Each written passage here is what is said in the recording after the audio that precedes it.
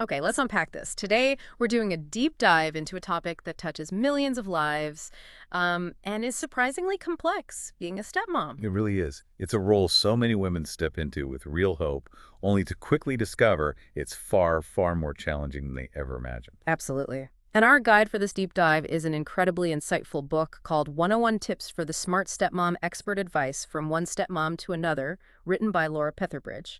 She's got over 28 years of personal experience here. Yeah, and this book isn't just theory. It's packed with wisdom drawn directly from real-life experiences, hers and, countless others she's coached.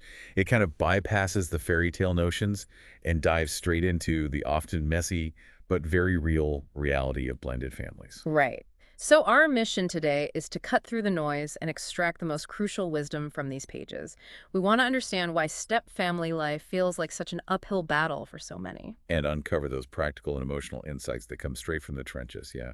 Exactly. Yeah. Whether you are a stepmom yourself, know someone who is, or are just curious about these unique family dynamics, our goal is to give you some aha moments and a deeper understanding of the challenges and, yes, the potential joys involved. We're going to look at everything, from the foundational issues rooted in loss, the tricky dance of relationships with your husband, his kids, his ex. And, crucially, how to take care of yourself through it all. Let's jump in. Okay, so the book starts right out of the gate with the fundamental truth about step families that often gets overlooked, right? It's built on loss. Precisely. That's tip number one, and it's absolutely crucial to grasp. Step families are formed because of a divorce, a death, or, broken relationship. That means everyone involved, especially the children, has experienced a significant loss. And not acknowledging that makes it incredibly difficult to understand why things are so hard. Exactly. And the book really emphasizes that divorce, regardless of the reasons, is a kind of death for the family unit as it was. Kids and teens grieve this loss differently than adults, often through behavior, not words. She points to resources like dc4k.org or The Landing, which are designed specifically to support kids and teens processing this kind of grief. Which leads directly into another core reality. Bonding takes time. Yeah. Despite what movies or, wishful thinking might suggest, instant connection is rare. Experts, and the book echoes this, agree it can take around 7 years. 7 years? 7 years, yeah, for a step family to truly feel and function as a bonded unit. Expecting less just sets you up for disappointment. That's a significant timeline. It really reframes those initial struggles. And within that time frame, each child is going to react differently, aren't they? Oh, absolutely.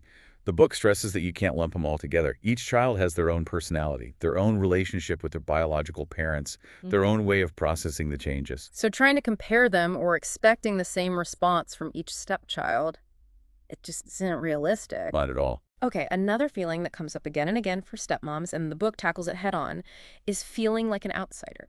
Like you're peering into the family circle from the outside looking in. Oh, that feeling is incredibly common and completely normal for stepmoms. Laura shares this anecdote about Cindy, who felt like an intruder on her husband's time with his kids. And the key wasn't that Cindy was doing anything wrong, but that she and her husband needed to intentionally work on including her, making that effort. So a smart stepmom, according to the book, learns to recognize that feeling without automatically taking the blame. Sometimes the husband genuinely needs help connecting the dots, seeing what it feels like for his wife. Right. Or other times, especially when visitation time is limited, the priority naturally needs to be that biological parent-child connection first. And that's okay. It's not a rejection. And tied into all of this initial pain and difficulty is the absolute necessity of letting go. Yes. The book is crystal clear. Stepmoms need to release resentment and anger, particularly over past hurts that came from, hurting stepchildren acting out their pain. It poses some powerful self-reflection questions like, why am I holding on to resentment associated with a child's pain? What will be the end result? Will holding on help or hurt my marriage? Exactly. Forgiveness, it argues, isn't optional. It's essential for your own survival and the health of your marriage. You have to let it go. So if letting go of resentment is key for survival, where does that survival really begin? The book then turns the lens inward, exploring the stepmom's own emotional landscape. And this is where a huge burden is lifted for many women. One of the biggest sources of guilt for stepmoms comes from this unrealistic expectation. That they should love their stepchildren exactly the same way they love their biological children. Precisely. That's tip number 10, and the book validates this by citing Dr. James Dobson, who agrees this expectation just isn't realistic. Laura describes hearing stepmoms literally cry with relief at conferences when they realize this. That it doesn't make them a bad person. Exactly. It's such an important distinction. Not loving them identically doesn't mean you're unloving or malicious. It's simply a different kind of love. A chosen love, she calls it. Yes, a chosen love. One that takes time, tears, effort, and patience to build. And in many ways, that intentional choice makes it all the more meaningful. Yeah, that makes sense. And while stepmom is pouring energy into navigating this new blended family, the book gives a crucial warning. Keep an eye on your own biological children. Oh, this is so important. Sometimes, in focusing so much on the step dynamics, a stepmom might miss the pain, insecurity, or neglect her own child might be feeling. There's an example in the book of Carmen and Heather Hetchler. Their daughter actually asked if she loved the stepkids more. Wow, that's heartbreaking. Just highlights the need to be intentional about carving out dedicated one-on-one time with your own children, making sure they feel secure. The book also gets practical about interactions, noting your motives might be good, but your methods can sometimes be, well, wrong. Right, like prideful apologies or demanding a stepchild just get over it. It's not about one grand gesture. It's about consistent, positive actions over time. She shares an example of a stepmom whose negative behavior towards her adult stepson and his wife caused lasting damage. Actions speak louder than words, especially here. And speaking of words, one of the most powerful pieces of advice is controlling your own tongue, specifically avoiding the D word. Divorce, yeah. Using it as a threat, even in anger, just undermines trust and damages the marital bond fundamentally. The book advises making it a personal vow not to use it, regardless of what your husband does or says. Sure. Control your own tongue. All of this adds up to a lot of stress. Stepfamily life is inherently stressful, isn't it? Absolutely. So the book strongly recommends creating what she calls a spa for the soul, having go-to coping mechanisms for immediate stress. Like what? Maybe a favorite scent, going for a quick walk, keeping a gratitude list, prayer, whatever works for you. And a quick gut check. Ask yourself, will this issue really matter in a week, a month, a year? Gaining that perspective can be a lifeline. Definitely. Okay, so building on that emotional landscape, let's look at the relationship that's often the center of the storm, the one with your husband. Yes. This is complex because the book gives insights into the dad's perspective, too. Apparently, many dads feel caught in the middle, like they simply can't win. That's a very common feeling for them. They married you because they love you, but they also deeply love their children and are terrified of losing that connection, especially after a divorce. And the book suggests, looking back at his single parenting days, did you see potential red flags back then? Maybe a tendency to be a pushover or an enabler? Right, because a wedding ring doesn't automatically fix parenting styles. And the book encourages stepmoms to look honestly at their own unrealistic expectations about how marriage would magically change his parenting. And often his parenting is influenced by fear or guilt stemming from the divorce itself. Yeah. Right. Especially if he initiated the breakup, he might carry immense guilt, leading to overcompensating with leniency. A stepmom can't force him to change, but she can gently encourage him towards resources. Like parenting classes or books like Boundaries with Kids or even therapy. Exactly. Encourage, not force. There's a really challenging question the book prompts stepmoms to ask themselves. What if it were my child? Oof, yeah. She shares an anecdote about her own husband quickly forgiving his son after being hurt. It makes you consider how easily we forgive our own biological children or loved ones compared to how we might react when a stepchild hurts our husband. It's a tough mirror to hold up. It really is. And when you're frustrated, the book cautions against using your words destructively. The author bravely confesses her own struggle with a sharp tongue early on and the impact it had on her husband. Learning to communicate constructively, even when angry, is vital. She suggests literally looking at his face. When you speak in anger, the impact, the hurt, is often visible. It's a powerful check. Choosing your battles is another key piece of wisdom here. Yes. Not everything is a hill to die on. Disrespect, violence, stealing, okay, yes, those are lines in the sand. But food preferences or minor habits, maybe not. The story about Brenda and the food battle is winning this minor point worth potentially losing the relationship with the kids or straining the marriage? Probably not. Compromise might be better. And she suggests a wise, objective third party can sometimes help discern which battles are truly necessary. Good point. Now, speaking of difficult relationships, stepmoms can sometimes get stuck in the middle with the ex-wife. Oh boy, yes. The book advises that while peace is the goal, your role should be to support your husband in communicating effectively with his ex and kids. Not to take over that communication yourself, or worse, escalate conflict. Exactly. Keep communication with the ex limited, factual, and preferably via email if possible. And definitely stay off social media with it. Wise advice. It's also incredibly common for dads to maybe abdicate some parenting responsibility in a blended family. Very common. The book advises the stepmom to stop stepping fully into that void, even if he's not stepping up as you think he should. Calmly explain that you're eager to co-parent, but you won't shoulder the entire responsibility alone. It's his role too. And here's a tough truth she lays out. Decide whether you want to be right or married. That's a hard one. But zipping your lip on negative comments about his kids, even if you hear him say similar things sometimes, is often crucial. He won't receive that criticism well from you, generally. It's about protecting the marriage bond. Ultimately, yes. And finally, on the husband front, husbands really need their wives to be patient with their children.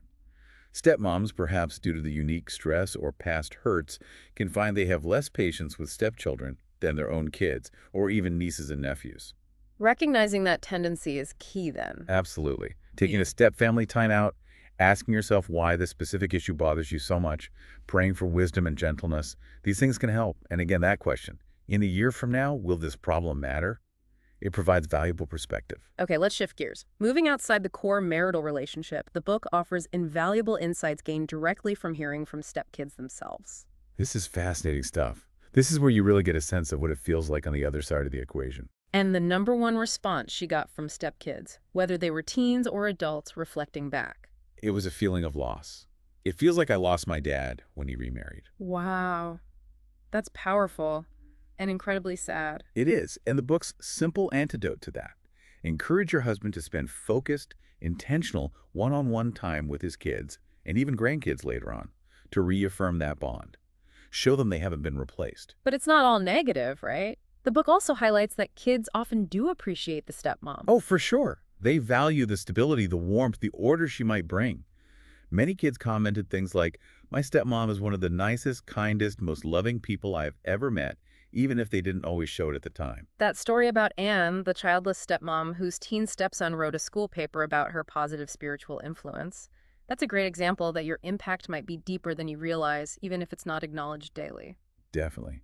Another huge theme from the kids' perspective is the loyalty bind. Often expressed as, "My mom hates you." Exactly. Kids are caught in an incredibly difficult position. They may withhold affection from a stepmom simply to maintain peace and allegiance with their biological mother. It's rarely a personal rejection of the stepmom as a person. They're just navigating impossible circumstances. Precisely. So what can a stepmom do in that situation? The author shares her conscious decision to consistently show her stepsons she cared, even when she didn't like their choices or behavior.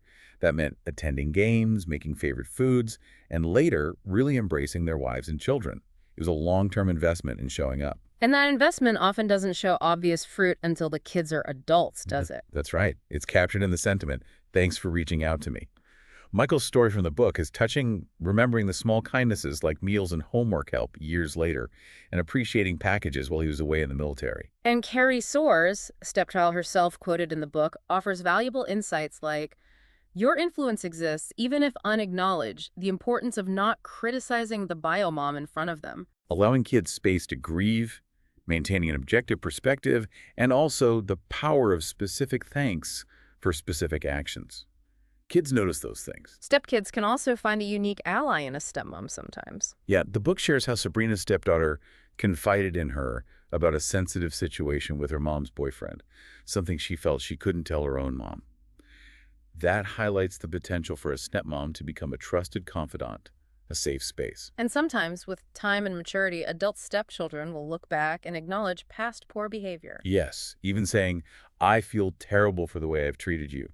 Laura shares her own experience with this happening, and there's a powerful letter another stepmom received from a formerly difficult teen stepdaughter. So the message is, keep doing the right thing, keep showing up, keep planting good seeds, even when it's hard. Exactly. Trust the process. Okay, the book dedicates important space to a group that faces unique hurdles: childless and child-free stepmoms. Yes, this is a crucial distinction, and their path is definitely different in some ways.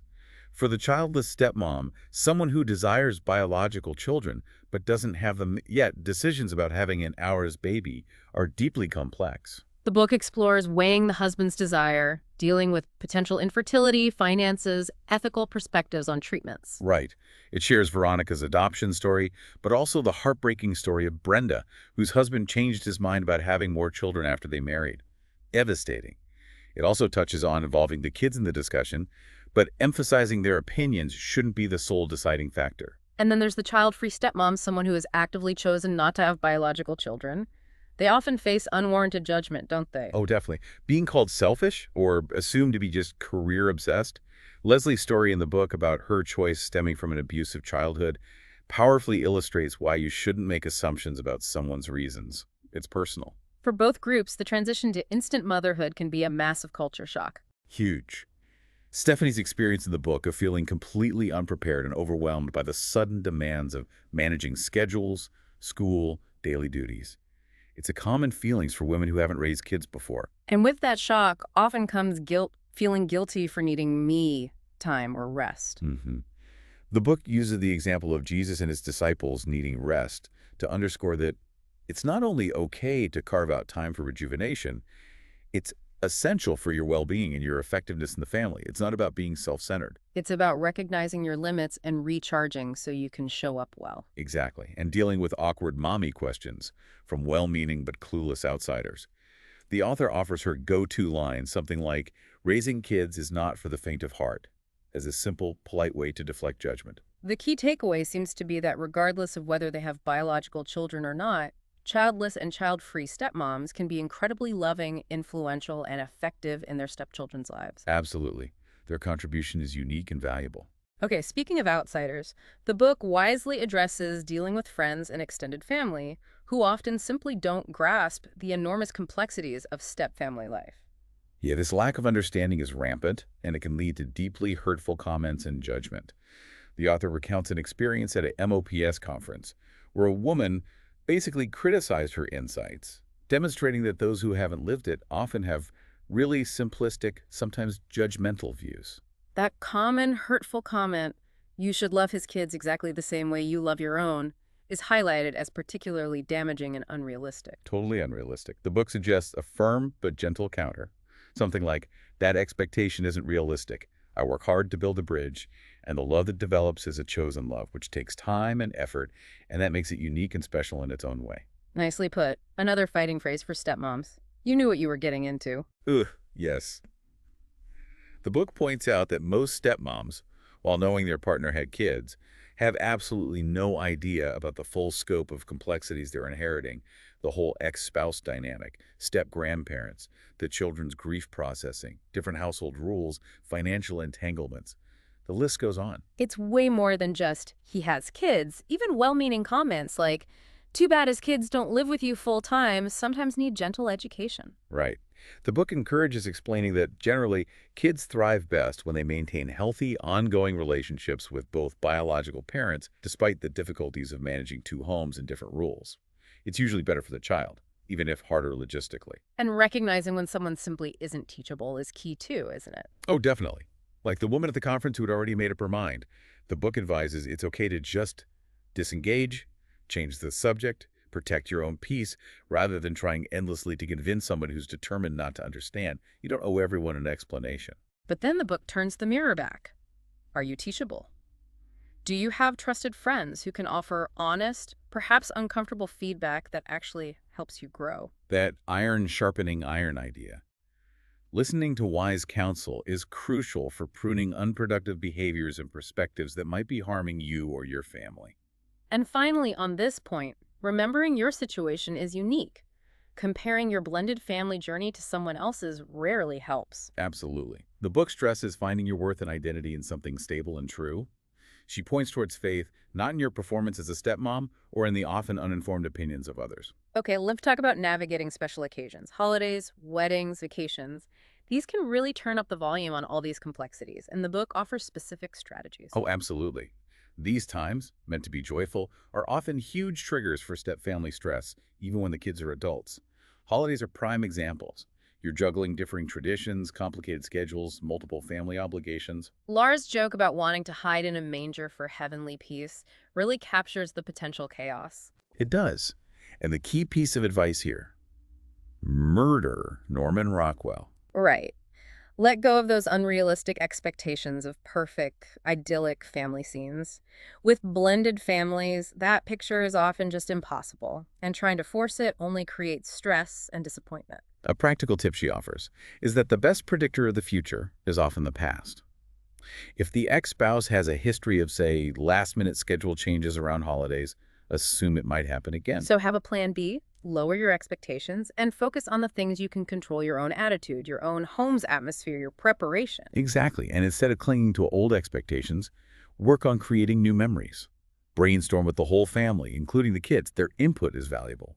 Create new traditions while still honoring important old ones. The book notes that often the spontaneous moments are the best, like that funny anecdote about moving the car while the husband was in a store, just a silly prank that became a lasting memory. Yeah, let moments happen.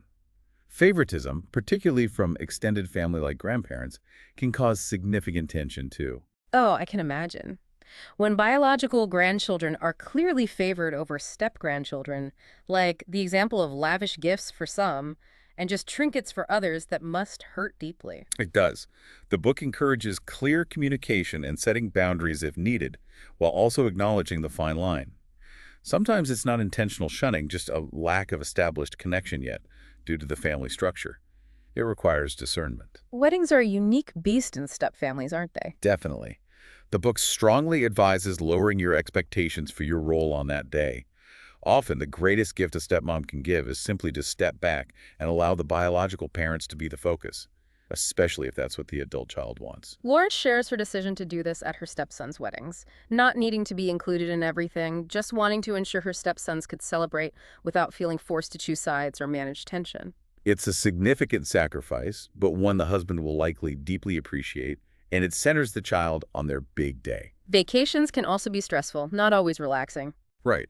Like holidays, work towards new traditions, but also give space for fun to happen naturally. Don't overschedule or try to force togetherness every second. And creating privacy and personal space is vital, especially during these intense times together. Stepmoms can feel like they have zero alone time. So true. Plan intentional breaks for yourself, even short ones. The story of Cynthia, who dreaded step-family vacations until she started scheduling personal timeouts, is very relatable. You need to recharge. Finally, the book explores why kids might seem disengaged during vacations centered around the stepmom's extended family or hometown. Yeah, and it's often not personal rejection. Stepchildren already have their own set of extended family members and traditions back home.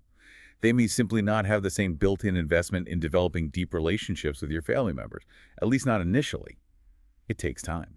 The author's hometown vacation story shows how sometimes, if you don't force it, organic connections can happen naturally when the kids find common ground or shared interests. Exactly. Less pressure sometimes is more effective.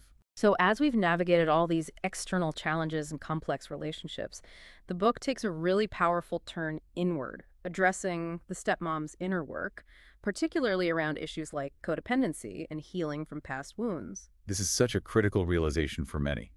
Sometimes, the ongoing problems in the stepfamily are significantly exacerbated by the stepmom's own unhealed issues.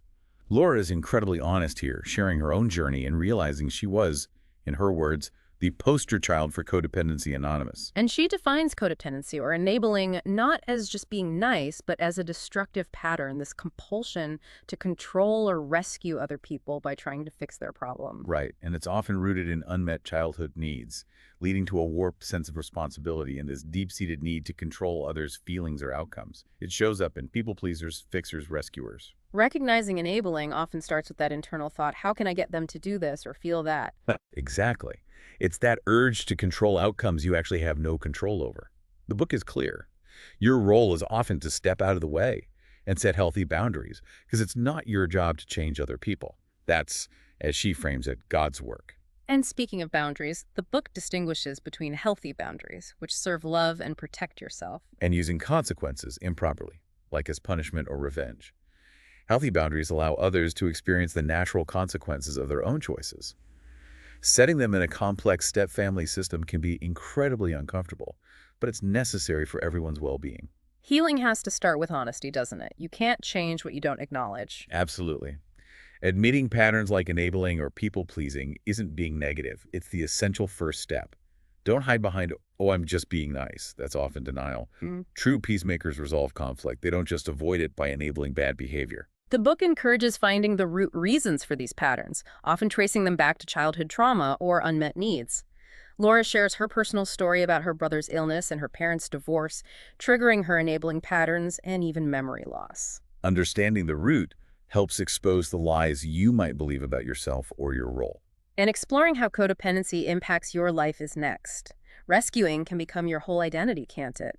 Fueled by fear and the need to feel in control. Totally. Letting go feels terrifying because it means giving up that perceived control, but it's essential for healing. She notes enabling feels like helping, but it's often actually selfish, meeting the stepmom's own need for validation or control rather than truly helping the other person grow. So what are the practical steps to heal from this? The book suggests seeking support groups like Celebrate Recovery, reading resources from authors who specialize in these areas. She names people like Leslie Vernick, the Coughlins, John Eldridge, and importantly, getting therapy specifically focused on codependency or past trauma. And reinforcing that boundary concept, understanding healthy boundaries versus punishment is crucial, especially when you're dealing with co-parenting between two homes and potentially poor choices being made by others. Right. You can't control other people's actions, but you absolutely can control your own response and set limits to protect yourself, your marriage, and any children in your direct care. The book points to specific resources on setting healthy boundaries, too. All of this deep exploration into the challenges and the inner work naturally leads to a reflection on deeper needs and finding a secure sense of worth and identity, which the book connects quite strongly to a spiritual dimension. Yeah, it uses the analogy of tasting a lemon. Some things, like true intimacy or connection, especially with God as she describes it, must be experienced to be understood. You can't just grasp them intellectually alone. A central struggle the book highlights is the belief that you have to somehow perform to earn love, particularly God's love.